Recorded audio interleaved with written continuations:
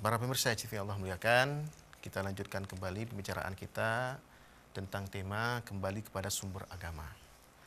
Baik, para pemirsa TV Allah muliakan, ulama-ulama kita dari berbagai disiplin ilmu, apakah itu fiqih, apakah itu hadis, kemudian tasawuf, tafsir, dan yang lainnya, mereka selalu mengajak kita untuk kembali kepada sumber, ya, kepada sumber agama. Dan inilah yang membedakan kita dengan ulama-ulama ahlul kitab. Berbeda dengan para pendeta-pendeta dalam agama-agama lain, tokoh-tokoh agama di luar agama Islam. Di dalam agama kita itu senantiasa tokoh-tokoh agamanya, ya, para ulamanya itu senantiasa mengajak masyarakat kembali kepada sumber-sumber agama. Saya ingin menyebutkan di sini apa yang disebutkan oleh Al-Imam Ibnu Katsir rahimahullah dalam kitab beliau Tafsir Al-Qur'anil Azim, atau yang lebih populer dengan Tafsir Ibnu Katsir. Beliau katakan kelebihan dari kita umat Islam adalah adanya ulama-ulama, adanya para imam, adanya tokoh-tokoh agama yang memiliki ilmu yang banyak, yang mereka ini telah berjasa banyak untuk memelihara sumber agama. Ya, sumber agama kita sebut tadi, yaitu Al-Quran dan hadis Nabi SAW. Jasa mereka dalam memelihara sumber agama itu sangat-sangat luar biasa. Saya bacakan apa yang disebutkan oleh Al-Imam Ibnu Katsir dalam kitab beliau ini, Al-Qur'anil Azim. Dan inilah kelebihan kita, ulama-ulama kita, ahlu sunnah wal jamaah, itu selalu mengajak kita untuk kembali kepada sumber agama, yaitu Al-Quran dan hadis Nabi SAW. Baik itu ulama-ulama dari Arab, ya, dari Timur Tengah, atau dari ulama Melayu-Melayu kita, termasuk dari Syekh Daud Al-Fatani yang kita bacakan kitab beliau tadi, Al-Furu'ul Masail. Nah, di sini saya ingin bacakan apa yang disebutkan oleh Al-Imam Ibnu Katsir rahimahullah. Beliau katakan bahwasanya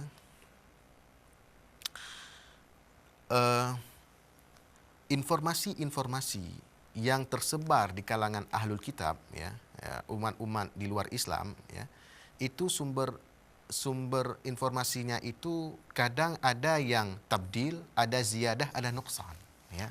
Sumber informasinya itu ada yang sudah diganti, sudah ditambah, dan ada yang sudah dikurangi. Nah, tetapi di agama kita tidak. Baik, saya ikuti dulu yang interaktif. Assalamualaikum. Assalamualaikum. Waalaikumsalam. Ya, silakan. Dengan siapa? Ibu Aki. Oh iya, silakan. Bu Ati. Bu Ati ya? Iya, iya Ustaz. Ya, silakan Bu Ati. Saya mau tanya Ustaz, seseorang yang sedang sakit, kemudian dia pasang kateter Ustaz. Maksudnya di dalam rahimnya karena beliau tidak bisa pipis atau kencing, pasang kateter. Terus apakah beliau itu bisa salat?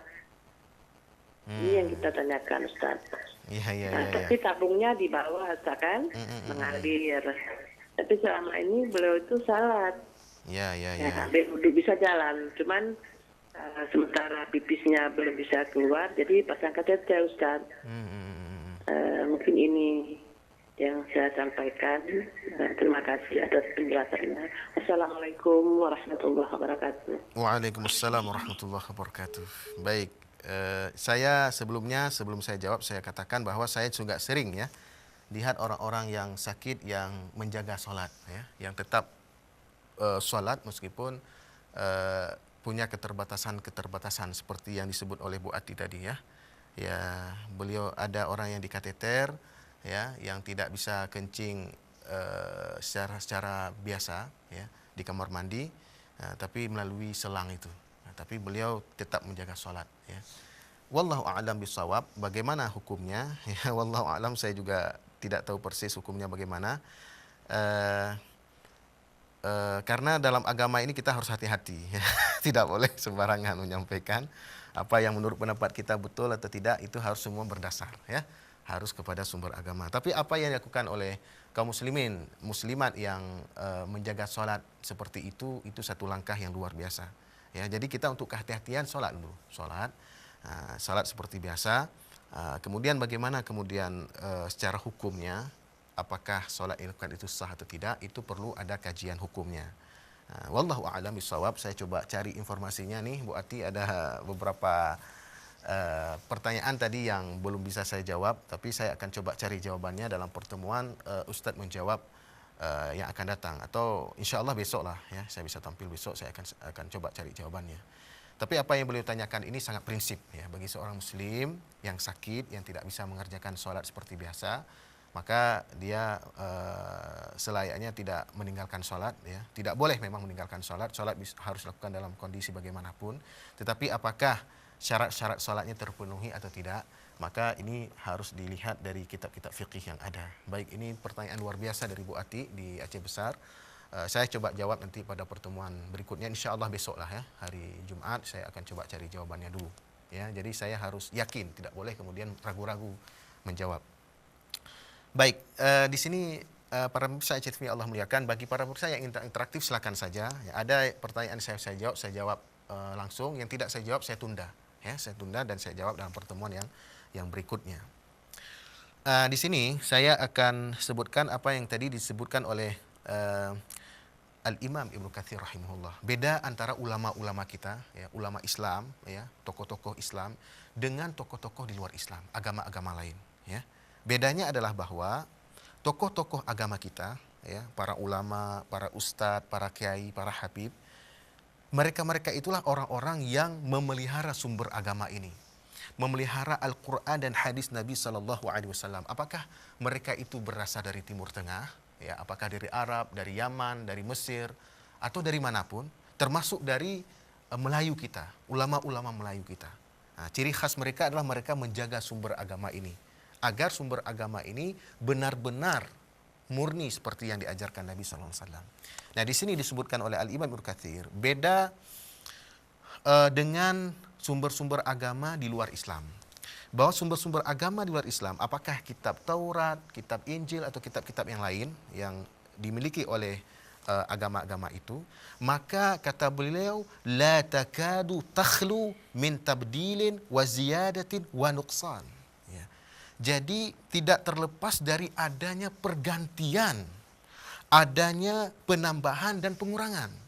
Nah, jadi kitab-kitab agama yang lain itu tidaklah terlepas dari adanya tambahan, adanya pergantian dan adanya pengurangan. Ya, sehingga Nabi Isa di agama yang lain itu sampai sudah dituhankan. Padahal di agama kita Nabi Isa itu hanya seorang nabi saja, yaitu nabi yang ke-24 sebelum Nabi Muhammad SAW. Beliau malah saat beliau hidup beliau katakan, aku tidak pernah menyampaikan kepada Bani Israel itu untuk menjadikan aku sebagai Tuhan mereka, dan ini sudah diabadikan di dalam kitab suci agama kita itu Al-Qur'anul Karim ya. Falamma tawaffaitani kunta antar raqibu alaihim. Nah, itu penjelasan dari Nabi Isa alaihissalam yang disebut oleh Allah dalam Al-Qur'anul Karim surah Al-Maidah. Nah, jadi kitab suci agama lain itu sudah ada pergantian, ada penambahan dan pengurangan. Nah, kitab suci kita, sumber agama kita, Al-Qur'an dan hadis itu tidak mudah untuk dirubah begitu saja. Ada ahli yang memelihara kitab suci ini. Nah, disebutkan oleh Al-Imam Ibnu Katsir, wa qad wada'a fiha asya'a katsiratan. Nah, dan telah banyak hal yang terjadi ya pada kitab-kitab suci agama sebelum Islam, ya, kitab-kitab suci agama lain. Walaysa lahum. Kenapa sampai ada perubahan, ada pergantian, ada penambahan dalam kitab-kitab suci mereka itu? Walaysa lahum minal huffaz المتقنين الذين ينفون عنها تحريف الغالين وانتحال المبطلين كما لهذه الأمة من الأئمة والعلماء والسادة والأتقياء والبررة والنجباء من الجهابذة النقاد والحفاظ الجياد الذين دونوا الحديث وحرروه وبينوا صحيحه من حسنه من ضعيفه من منكره وموضوعه ومتروكه ومكذوبه dan seterusnya. Nah, disebutkan oleh Imam Ibnu Katsir itu karena di mereka itu tidaklah ada orang-orang yang hafiz, penghafal Al-Qur'an dan hadis, penghafal sumber agama ya, yang itqan ya, yang profesional, yang mereka itu adalah menghilangkan upaya-upaya penyelewengan yang dilakukan oleh orang-orang yang ekstrim.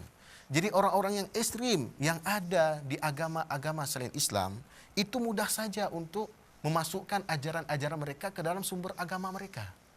Berbeda dengan agama ini, agama Islam. Tidak mudah untuk memasukkan ajaran baru ke dalam Al-Quran, ke dalam hadis. Tidak. Karena ada ulama yang menjaganya. Yang itqan ulama tersebut. Ya, menghilangkan tahrif al-ghalin, penyimpangan orang-orang ekstrim. Wa intihal al-mubtilin, dan pemalsuan orang-orang yang batil. Kama li hadhil ummah. Berbeda dengan umat kita ini. Tidak sebagaimana umat Islam ini. Umat Islam ini ada a'immah, para imam-imam, ya, imam-imam yang 4 yang paling popular, ya, Imam Hanafi, Maliki, Syafi'i dan Hanbali. Kemudian ada ulama-ulama, ada tokoh-tokoh, ada orang-orang yang bertakwa, yang baik, ya, yang cerdas, yang ahli, para pengkritik dan para hafiz yang bagus, yang tugas mereka adalah dawanul hadis. Mereka itu telah membukukan hadis, wa harraruhu wa bayyanu sahih, dan mereka juga telah menjelaskan mana hadis yang sahih, mana hadis yang hasan, mana hadis yang dhaif, mana hadis yang munkar, mana hadis yang maudhu', hadis yang matruk, yang ditinggalkan, mana hadis yang makdzub, hadis yang didustakan atas nama Nabi sallallahu alaihi wasallam, wa 'arraful wadda'in wal kadzdzabin wal majhulin, dan para ulama-ulama di dalam umat Islam ini, tokoh-tokoh agama di dalam umat Islam ini, mereka sangat mengenal al-wadda'in, para pemalsu-pemalsu hadis. Mereka sangat mengenal al-kadzdzabin, para pendusta-pendusta hadis, wal majhulin, dan orang-orang yang majhul dalam hadis. Wa ghairi dzalik min asnafir rijal, dan klasifikasi yang lain dari periwayat-periwayat hadis. Kullu dzalik, semua yang dilakukan oleh ulama-ulama kita itu, ya, apakah ulama hadis, ulama fiqih, ulama tafsir dan lain sebagainya, kullu dzalika siyanatun lil jinabin nabawi wal maqamil muhammadi, semua yang dilakukan mereka adalah untuk menjaga sunnah Nabi sallallahu alaihi wasallam, yang beliau itulah khatamir rusul wa sayyidil bashar sallallahu alaihi wasallam, ayun saba ilaihi, dijaga dari apa? Dijaga dari disandarkan kepada beliau kadzib, kedustaan, au yuhadditha anhu bima laysa minhu, atau menyampaikan dari Nabi sesuatu yang bukan dari Nabi. Itulah bedanya kita, umat Islam ini dengan umat-umat di luar Islam. Umat Islam ini kita punya ulama-ulama yang luar biasa, yang dapat menjaga sumber agama ini, sehingga sumber agama ini tidak ada distorsi, penyelewengan dari yang lainnya. Baik, para pemirsa HTV Allah muliakan, Allah, kita pesan-pesan berikut ini.